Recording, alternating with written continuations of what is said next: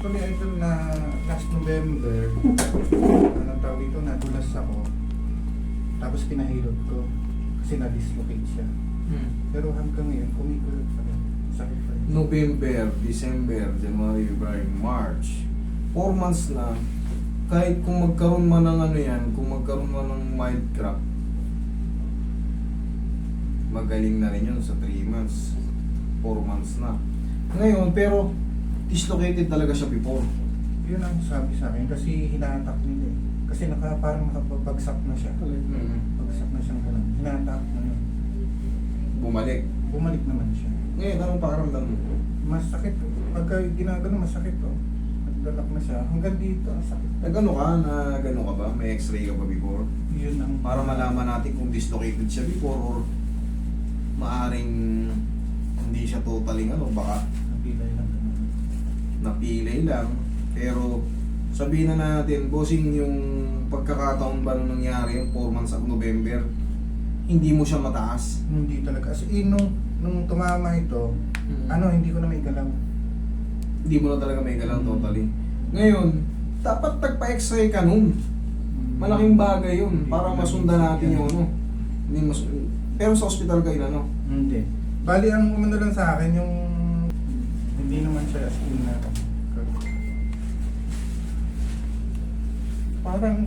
parang lumapas yung Sige. Ito yung sinasabi mo. Ito wala ito meron. Pero ito wala kang dapat ipag-alala rito. Para sa inyong kaalaman, ang tawag dito is AC joint, acromion clavicular joint. Once na dala niya once na umangat ito, meron po kasing tinatawag na ligaments yan sa acromion. Umaangat yan. Pag umangat yan, ibig sabihin nagkaroon na ng stretching of acromion ligament. Yung ACL din yun acromion clavicular. Dito, ang mangyayari dyan, wag lang siyang bibitaw ng todo kasi mas magiging weak kayo. Ito, stretching lang nangyayari ito sa'yo. Pero gumagaling din yan. Pero hindi na bumabalik sa dating itsura. Bossing nung na-disgrasya ka, naibalik din? Hindi.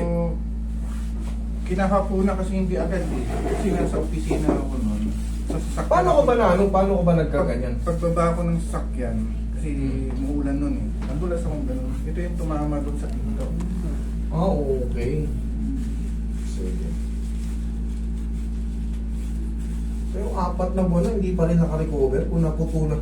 Kung nagkaroon man ng mga partial tear yan sa mga ligaments or tendons, liliit sana yung mga muscle mo, hindi naman siya lumit, inobserbahan mo Hindi Pero siya natin, lumiit siya. Dahil lang sa minamassage ko nung sa nakarecover. paulo. Nakarecover. Kasi kung talagang punit yung sa deltoid mo, nipis na to. May nakarecover. Nakarecover. Gawa natin ang paraan pa idol. Baguhin natin yung posisyon niya. Pamewang ka. Tiga sa may sikong pong na sa akin. Sige, pamewang ka. Tiga sa mo. Diba? Yung sarap. Diyan ka lang muna. Pahinga.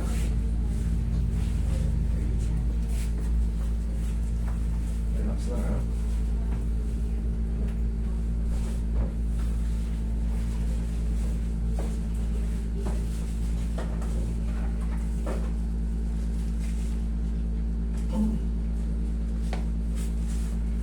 Kaya?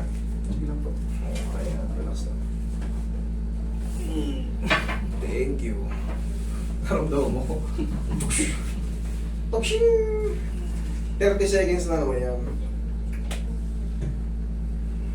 Nanginig tuloy.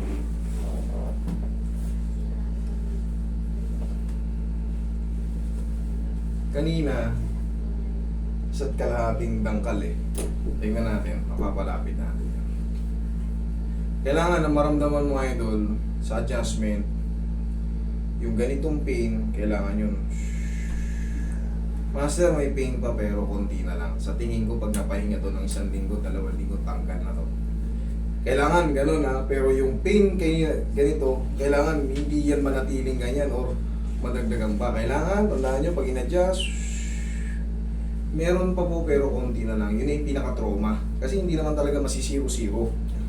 Tapos, yung space kanina, ang sakit pag pinipilit.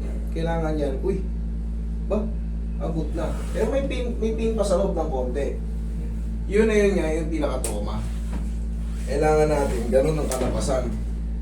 Pag ang dinalabasan ay lalong sumakit, ibig sabihin, mali ang adjustment.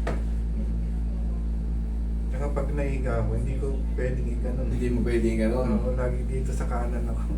Sige, susubukan din natin yun. Susubukan din natin yun.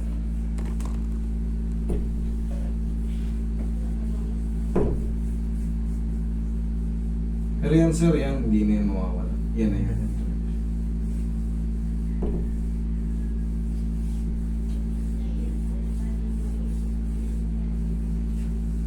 Dapat nung ano pa eh, February pa yata tapos ako. I-push up mo to, bossing ha. Sa kama lang. Paano push up sa kama? Di ba? Yung nangyari, yung kama mo yan, kama lang. Naka-elevate ka lang. Huwag mo muna ipupush sa sahig. Warsado yun. Kahit mga palima-lima lang araw-araw. Ha? Palima-lima lang araw-araw. Kung makakasampu ka, di mas maganda. After 1 week yun ang gagawin mo.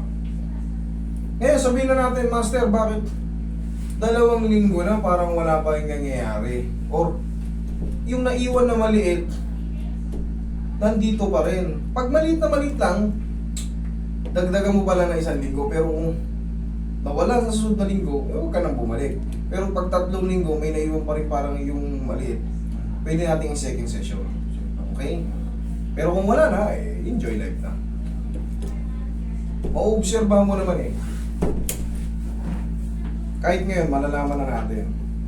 Tignan natin. Kanina, pag inangat, shhh. Oh.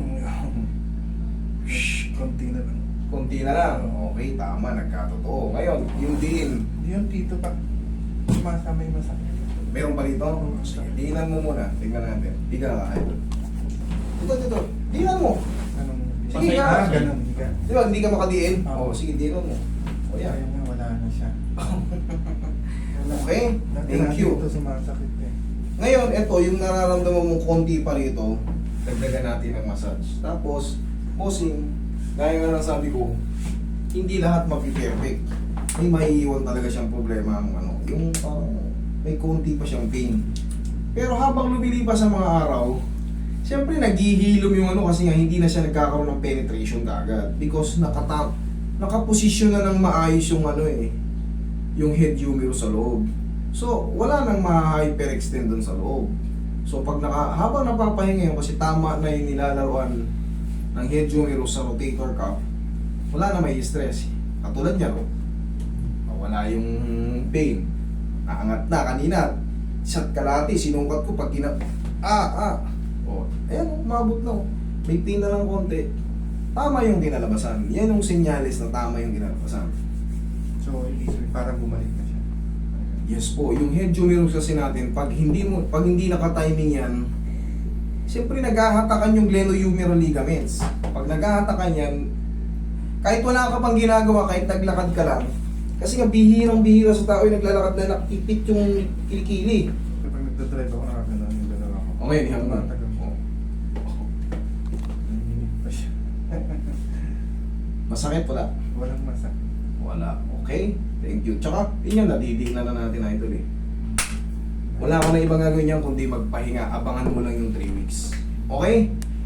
Thank you.